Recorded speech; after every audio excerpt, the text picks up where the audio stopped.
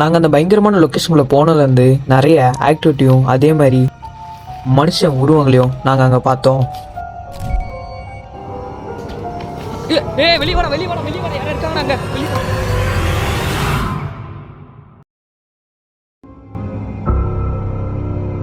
உண்மையாலே இது நாங்கள் பார்த்த ஒரு சம்பவம் காய்ஸ்.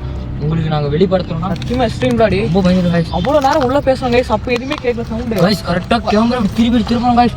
அப்படி ஒரு கருப்பு கலர் உருவம் அப்படி எழுந்துச்சு காய்ஸ். என் மனுஷன் தானே அதை நல்லாவே பார்த்தேன், உடம்பு நல்லாவே தெரியுது, மனுஷன் தான் அதே. அது இது பொப்பால் சுற்றி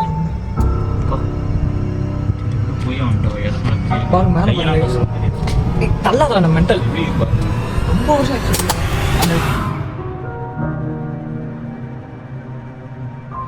நாங்கள் வரத்துக்கு கொஞ்ச நாள் முன்னாடி யாரோ சில பேர் வந்து பயங்கரமான ரிச்சுவல்ஸும் அந்த தாவலை பண்ணியிருக்காங்க.